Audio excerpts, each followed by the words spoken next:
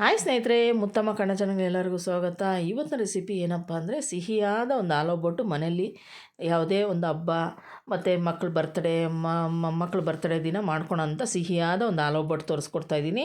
ತುಂಬ ಚೆನ್ನಾಗಿರುತ್ತೆ, ತಿನ್ನೋಕ್ಕೂ ಅಷ್ಟೇ ರುಚಿಯಾಗಿರುತ್ತೆ. ಅದಕ್ಕೂ ಮುಂಚೆ ನೀವೇನು ಮಾಡ್ಬೇಕು ಹೇಳ್ರಿ, ನನ್ನ ಚಾನಲ್ಗೊಂದು ಲೈಕ್ ಕೊಡಿ, ಪಕ್ಕದಲ್ಲಿಂಥ ಬೆಲ್ ಬಟನ್ ಪ್ರೆಸ್ ಮಾಡಿ, ಎಲ್ಲರಿಗೂ ಶೇರ್ ಮಾಡಿ. ನಾನು ಹಾಕೋ ಮೊದಲನೇ ವಿಡಿಯೋನೇ ನಿಮಗೆ ಬರುತ್ತೆ. ಆಲೂಬೊಟ್ಟಿಗೆ ಏನೇನು ತೊಗೋತಾ ಇದ್ದೀನಿ ಅಂದರೆ ಹಸಿನೂ ಹಾಲು ಅಲ್ಲ, ಹಸುವಿಂದ ಕರೆದಿರೋಂಥ ಹಾಲು ಅಲ್ಲ, ಮತ್ತು ಪಾಕೆಟ್ ಹಾಲಲ್ಲ, ಕಾಯಿಯಿಂದ ಮಾಡ್ಕೊಳೋಂಥ ಆಲೂಬೊಟ್ಟು, ತೆಂಗಿನಕಾಯಿಯಿಂದ ಮಾಡೋವಂಥ ಆಲೂಬೊಟ್ಟು. ಕಾಯಿ ಒಂದು 3 ಕಾಯಿ ಬಲ್ತಿರೋಂಥ ಕಾಯಿ ತೊಗೊಂಡು ಒಡ್ಕೊಂಡು ಚಿಪ್ಪೆ ಎಲ್ಲ ಬಿಡಿಸ್ಕೊಂಡು ಈ ರೀತಿ ಸಣ್ಣಗೆ ಕಟ್ ಮಾಡಿ ನೀರಲ್ಲಿ ತೊಳ್ಕೊಂಡು ಒಂದು ತೂತು ಬಟ್ಲಲ್ಲಿ ಹಾಕಿ ಅದನ್ನು ಫಿಲ್ಟ್ರಾಗಿ ಸಪ್ರೇಟಾಗಿ ಒಂದು ಪಕ್ಕಕ್ಕೆ ಇಡ್ತಾಯಿದ್ದೀನಿ. ನೋಡಿ, 3 ಕಾಯಿ ಬಲ್ತಿರೋಂಥ ಕಾಯಿ. ಇವಾಗ ಆ ಕಾಯಿ ಜೊತೆಗೆ ಏನು ತೊಗೊತಾ ಇದ್ದೀನಿ ಅಂದರೆ ಮೈದಾ ಹಸಿಟ್ಟು ಬಂದು ಒಂದು ಅರ್ಧ ಕೆಜಿಯಷ್ಟು ಮೈದಾ ಹಸಿಟ್ಟು ತೊಗೊತಾ ಇದ್ದೀನಿ. ನೋಡಿ, ನಿಮ್ಗೆ ತೋರಿಸ್ತಾ ಇದ್ದೀನಿ. 1/4 ಲೀಟ್ರಷ್ಟು ಕಾಯಿಸಿರೋಂಥ ಪಾಕೆಟ್ ಹಾಲು ತೊಗೊಂಡಿದ್ದು. ಸ್ವಲ್ಪ ಏನಂದರೆ ಪಾಕೆಟ್ ಹಾಲು ಸ್ವಲ್ಪ ರುಚಿಗೆ ಹಾಕ್ಕೊಳೋಂಥ 1/4 ಲೀಟ್ರು, ಮತ್ತು ಗೋಧಿ ಹಸಿಟ್ಟು ಒಂದು 200 ಗ್ರಾಮು, ಅದ್ರ ಜೊತೆಗೆ ಚಿರೋಟಿ ರವೆ ಒಂದು 200 ಗ್ರಾಮ್ ತೊಗೊಂಡಿದ್ದೀನಿ. 200 ಗ್ರಾಮ್ ಗೋಧಿ ಹಸಿಟ್ಟು, 200 ಗ್ರಾಮ್ ಚಿರೋಟಿ ರವೆ. ಗಸಗಸೆ ಒಂದು 30ರಿಂದ 35 ಗ್ರಾಮಷ್ಟು ಗಸಗಸೆ, ಒಂದು 7ರಿಂದ 8 ಏಲಕ್ಕಿ ತೊಗೊಂಡಿದ್ದೀನಿ. ಅದ್ರ ಜೊತೆಗೆ ಡ್ರೈ ಫ್ರೂಟ್ಸ್ ಒಂದು ಸ್ವಲ್ಪ ಕಟ್ ಮಾಡಿ ಇಟ್ಕೊಂಡಿದ್ದೀನಿ. ಈ ಡ್ರೈ ಫ್ರೂಟ್ಸ್ ಕೊನೆಗೆ ಬೇಕಾಗುತ್ತೆ, ನಾನು ಮೊದಲಿಗೆ ನಿಮಗೆ ತೋರಿಸ್ತಾ ಇದ್ದೀನಿ. ನೋಡಿ, ಡ್ರೈ ಫ್ರೂಟ್ಸು ಮನೇಲಿರೋಂಥದ್ದೇ ಕಟ್ ಮಾಡಿ ಇಟ್ಕೊಂಡಿದ್ದೀನಿ. ಈಗ ಇಷ್ಟು ಐಟಮ್ಗೆ ನಾನು ಬೆಲ್ಲ ಬಂದು ಒಂದು 3/4 ಕೆ ಜಿಯಷ್ಟು ಬೆಲ್ಲ, ಉಂಡೆ ಬೆಲ್ಲ ತಂದು ಚೆನ್ನಾಗಿ ಕುಟ್ಟಿ ಒಂದು 3/4 ಕೆ ಜಿಯಷ್ಟು ಬೆಲ್ಲ ಇಟ್ಕೊಂಡಿದ್ದೀನಿ. ಇಷ್ಟು ನಾನು ಒಂದು ಪಕ್ಕಕ್ಕೆ ಇಟ್ಬಿಟ್ಟು ಇವಾಗ ಮೊದಲಿಗೆ ನಾವು ಹಸಿಟ್ಟು ಕಲಿಸ್ಕೋಬೇಕು. ಇದಂತೂ ತುಂಬ ಚೆನ್ನಾಗಿರುತ್ತೆ, ಒಂದು ಸಲ ನೀವು ಮನೇಲಿ ಟ್ರೈ ಮಾಡಿ ನೋಡಿ. ನಾನು ಮೈದಾ ಹಸಿಟ್ಟು ಫಸ್ಟಿಗೆ ಹಾಕ್ಕೊಂಡು ಮತ್ತು ಗೋಧಿ ಹಸಿಟ್ಟನ್ನು ಅದಕ್ಕೊಂದು ಪಾತ್ರೆ ಇಟ್ಕೊಂಡು ಆ ಪಾತ್ರೆಗೆ ಸೇರಿಸ್ಕೊತಾ ಇದ್ದೀನಿ. ಮೊದಲಿಗೆ ಮೈದಾ ಹಸಿಟ್ಟು ಹಾಕ್ಕೊಂಡೆ, ಆ ಪಾತ್ರೆಗೆ ಗೋಧಿ ಹಸಿಟ್ಟು ಹಾಕ್ಕೊಂಡೆ. ಇವಾಗ ಚಿರೋಟಿ ರವೆ ಸೇರಿಸ್ಕೊತಿದ್ದೀನಿ. ಅದ್ರ ಜೊತೆಗೆ ಒಂದು ಸ್ವಲ್ಪ ಒಂದು 4-5 ಚಿಟಿಕೆ ಅಷ್ಟು ಉಪ್ಪು ಹಾಕ್ಕೋತಾ ಇದ್ದೀನಿ. ಪುಡಿ ಉಪ್ಪು ಹಾಕ್ಕೊಂಡು ಕೈಯಿಂದ ಈ 4 ಮಿಕ್ಸ್ ಮಾಡ್ಕೊಬೇಕು. ಮೈದಾ ಹಸಿಟ್ಟು, ಚಿರೋಟಿ ರವೆ, ಗೋಧಿ ಹಸಿಟ್ಟು ಮತ್ತು ಉಪ್ಪು ಮಿಕ್ಸ್ ಮಾಡ್ಕೊಂಡು ಸ್ವಲ್ಪ ನೀರು ಹಾಕ್ಕೊಂಡು ಚಪಾತಿ ರೀತಿಯಲ್ಲೇ ಇದನ್ನು ಕಲಿಸ್ಕೋಬೇಕು. ಚಪಾತಿಗೆ, ಪೂರಿಗೆ ಯಾವ ರೀತಿ ಕಲಿಸ್ಕೊತೀರೋ ಅದೇ ರೀತಿಯಲ್ಲೇ ಆಲೂಬೊಟ್ಟಿಗೆ ಕಲಿಸ್ಕೋಬೇಕು. ತುಂಬ ರುಚಿಯಾಗಿರುತ್ತೆ, ತಿನ್ನೋಕ್ಕೂ ಅಷ್ಟೇ ಚೆನ್ನಾಗಿರುತ್ತೆ. ಬರ್ತ್ಡೇಗಳಿಗೆ ಮಕ್ಕಳಿಗೆ ಪಟ್ಟಂತ ಮಾಡೋ ಅಂಥ ಒಂದು ಸಿಹಿಯಾದ ಒಂದು ಆಲೂಬೊಟ್ಟು. ಚೆನ್ನಾಗಿ ಕಿವುಚ್ಕೊಂಡು ಈ ರೀತಿ ನೋಡಿ ಚೆನ್ನಾಗಿ ನಾದ್ಕೊಂಡು ಇವಾಗ ಅದಕ್ಕೆ ನಾನು ಮನೆಯಲ್ಲೇ ಬೆಣ್ಣೆ ತೆಗಿತೀನಲ್ಲ, ಹಾಲು ಕಾಯಿಸಿರೋಂಥ ಬೆಣ್ಣೆ ತೆಗೆದು ಇಟ್ಕೊಂಡು ಒಂದು 15 ದಿನಕ್ಕೆ 1 ತಿಂಗಳು ಕಾಯಿಸ್ಕೊತೀನಿ. ಆ ತುಪ್ಪನ 1 ಸ್ಪೂನ್ ಹಾಕ್ಕೊಂಡು ನಾನು ಈ ರೀತಿ ಮಿಕ್ಸ್ ಮಾಡ್ಕೊತಾ ಇದ್ದೀನಿ.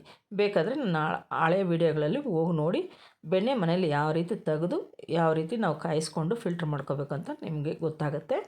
ಅದೇ ತುಪ್ಪನೇ ನಾನು ಕಾಯಿಸಿರೋಂಥ ತುಪ್ಪ ಹಾಕ್ಕೊಂಡು ಚೆನ್ನಾಗಿರುತ್ತೆ. ಚೆನ್ನಾಗಿ ಕಿವುಚಿ ಚೆನ್ನಾಗಿ ಮಿದ್ದಿ ಹದವಾಗಿ ಅದನ್ನು ಮಿಕ್ಸ್ ಮಾಡಿ ಹಸಿಟ್ಟನ್ನ ನಾನು ಅದಕ್ಕೊಂದು ಪ್ಲೇಟ್ ಮುಚ್ಚಿ ಒಂದು 10 ನಿಮಿಷ ನೆನೆಗೆ ಬಿಡ್ತೀನಿ.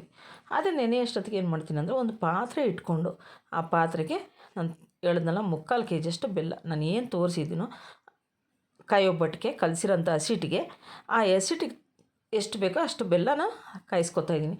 ಬೆಲ್ಲ ಪಾಕ ಬರೋದಿಲ್ಲ, ಗಟ್ಟಿ ಪಾಕನಲ್ಲ, ತೆಳು ಪಾಕನಲ್ಲ, ಸುಮ್ಮನೆ ಬೆಲ್ಲ ಕರಗಿದ್ರೆ ಸಾಕು. ಅದನ್ನು ಸ್ವಲ್ಪ ಕಾಯಿಸ್ಬಿಟ್ಟು ಬೆಲ್ಲ ಚೆನ್ನಾಗಿ ಕರಗಿದ್ಮೇಲೆ ಒಂದು ಪಾತ್ರೆ ಕೆಳಗಡೆ ಇಳಿಸ್ಬಿಟ್ಟು ಈಗ ಗಸಗಸೆ ನಿಮ್ಗೆ ತೋರಿಸಿದ್ನಲ್ಲ ಒಂದು 30ರಿಂದ 35 ಗ್ರಾಮ್ ಅಷ್ಟು, ಆ ಗಸಗಸೆನ ಸ್ವಲ್ಪ ಬಿಸಿ ಮಾಡ್ಕೊತಾ ಇದ್ದೀನಿ. ಸಣ್ಣ ಬಾಣಲಿ ಇಟ್ಕೊಂಡು ಗ್ಯಾಸ್ ಅಂಟಿಸ್ಕೊಂಡು. ಈಗ ಅದು ಸ್ವಲ್ಪ ಕಾಯಿ ಜಾಸ್ತಿ ಇರೋದ್ರಿಂದ ನಾನು ಸ್ವಲ್ಪ ಮಿಕ್ಸಿ ಜಾರಿಗೆ ಕಾಯಿಯನ್ನು ಹಾಕ್ಕೊಂಡು ಸ್ವಲ್ಪ ಗಸಗಸೆನೂ ಸೇರಿಸ್ಕೊಂಡು ಏಲಕ್ಕಿನೂ ಅಷ್ಟೇ 2 ಹಾಕ್ಕೊಂಡು ಈ ರೀತಿ ನಾನು ಚೆನ್ನಾಗಿ ಎಷ್ಟು ನುಣ್ಣಗಾಗುತ್ತೋ ಅಷ್ಟು ನುಣ್ಣಗೆ ರುಬ್ಕೋಬೇಕು. ಬರೀ ಗಸಗಸೆ, ಏಲಕ್ಕಿ, ಕಾಯಿ ಮಾತ್ರ ಹಾಕಿ ಒಂಚೂರು ನೀರು ಸೇರಿಸಿ ರುಬ್ಕೋಬೇಕು. ಎಲ್ಲ ರುಬ್ಬಿ ಒಂದು 3ರಿಂದ 4 ಸಲ ರುಬ್ಕೊಂಡು ಒಂದು ಪಾತ್ರೆಯಲ್ಲಿ ಇಟ್ಕೊಂಡಿದ್ದೀನಿ.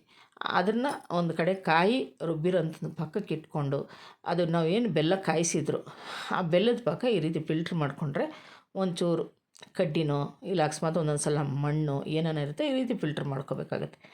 ಫಿಲ್ಟ್ರ್ ಮಾಡಿಕೊಂಡು ನಾವು ಮೊದಲಿಗೆ ಯಾವ ಪಾತ್ರೆಯಲ್ಲಿ ಹಾಕಿ ನಾವು ಪಾಕ ಮಾಡ್ಕೊಂಡಿದ್ರು, ಬೆಲ್ಲ ಕರಿಸ್ಕೊಂಡಿದ್ರು ಅದೇ ಪಾತ್ರೆ ಗ್ಯಾಸ್ ಅಂಟಿಸ್ಕೊಂಡು ಮತ್ತೆ ನಾವು ಕಾಯಿಸಿರೋಂಥ ಪಾಕ ಅದಕ್ಕೆ ಸೇರಿಸ್ಕೊಂಡು ರುಬ್ಬಿರೋಂಥ ಕಾಯಿಯನ್ನು ಅದಕ್ಕೆ ಸೇರಿಸ್ಕೊತಾ ಇದ್ದೀನಿ. ನೋಡಿ, ಪೂರ್ತಿ 3 ಕಾಯಿ ನಾವೇನು ಮಿಕ್ಸಿಗೆ ಹಾಕಿ ರುಬ್ಬಿಟ್ಕೊಂಡಿದ್ರು ಅದನ್ನು ಅದಕ್ಕೆ ಸೇರಿಸ್ಕೊಂಡು ಸ್ವಲ್ಪ ಅದೇ ಪಾತ್ರೆಗೆ ಸ್ವಲ್ಪ ನೀರು ಹಾಕ್ಕೊಂಡು ಮತ್ತು ಅದಕ್ಕೆ ಹಾಕ್ಕೊತಾ ಇದ್ದೀನಿ.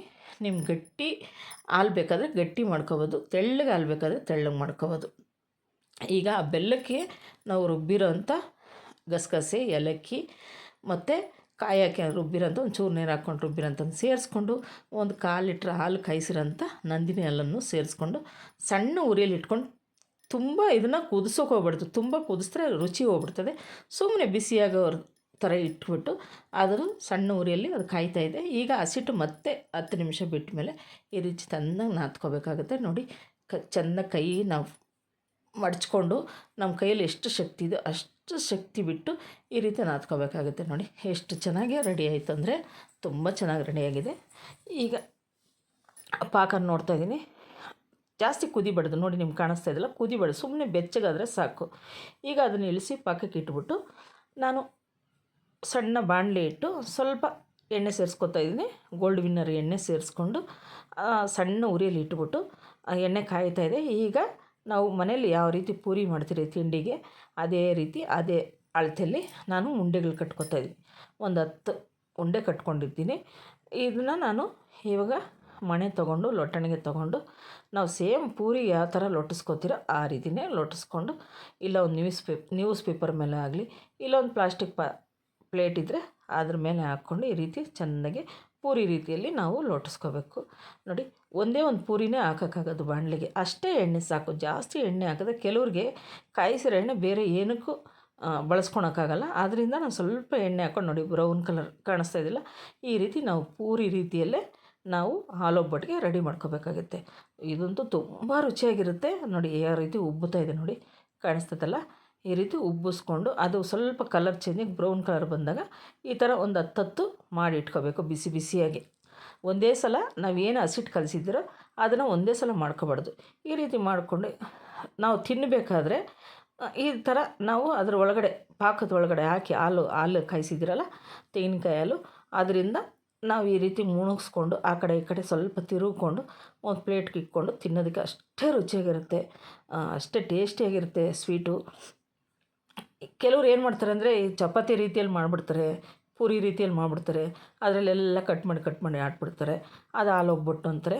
ಯಾಕಂದರೆ ನೆಂದು ಬಿಡುತ್ತಲ್ಲ. ಇವಾಗ ನಾವು ಹಾಲಲ್ಲಿ ಮಕ್ಕಳಿಗೆ ಯಾವಾಗನ ಒಂದು ಚಪಾತಿ ತಿನ್ನಿಸ್ಬೇಕಂದ್ರೆ ಹಾಲಲ್ಲಿ ಹಾಕಿ ನಾವೇನು ಮಾಡ್ತೀರಿ, ಚೆನ್ನಾಗಿ ನೆನೆಸ್ಬಿಟ್ಟು ತಿನ್ನಿಸ್ತೀರಿ ಮಕ್ಕಳಿಗೆ, ಒಂದು 6 ತಿಂಗಳಿಗೂ 1 ವರ್ಷದ ಮಕ್ಕಳಿಗೆ. ಆ ರೀತಿ ಆಗ್ಬಿಡ್ತದೆ. ನಮಗೆ ಬೇಕಾದಾಗ ಈ ರೀತಿ ನೆನೆಸ್ಕೊಂಡು ನಾವು ತಿನ್ನೋವಾಗ ಇಟ್ಕೊಂಡ್ರೆ ತುಂಬ ರುಚಿಯಾಗಿರುತ್ತೆ. ನೋಡಿ ಅದನ್ನು ನೆನೆಸಿದ ಮೇಲೆ ಇನ್ನೊಂದು ಚೂರು ಅದ್ರ ಮೇಲೆ ಹಾಲು ಹಾಕ್ಕೊತಾ ಇದ್ದೀನಿ. ತುಂಬ ಚೆನ್ನಾಗಿರುತ್ತೆ.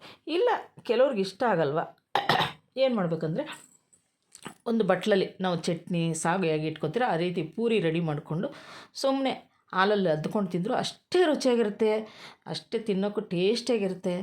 ನೀವು ಒಂದು ಸಲ ಈ ರೀತಿ ನೀವು ಮನೆಯಲ್ಲಿ ಟ್ರೈ ಮಾಡಿ ನೋಡಿ. ಮಕ್ಕಳು ಬರ್ತಡೇ ಆಗುತ್ತೆ, ಮೊಮ್ಮಕ್ಕಳು ಬರ್ತಡೇ ಆಗುತ್ತೆ, ಇಲ್ಲ ಗಂಡ ಹೆಂಡ್ತಿ ಅವರು ಫ್ಯಾಮ್ಲಿ ಬರ್ತಡೇ ಆಗುತ್ತೆ. ತುಂಬ ಚೆನ್ನಾಗಿರುತ್ತೆ. ನೋಡಿ ಕಮೆಂಟ್ ಮಾಡಿ. Thank you friends.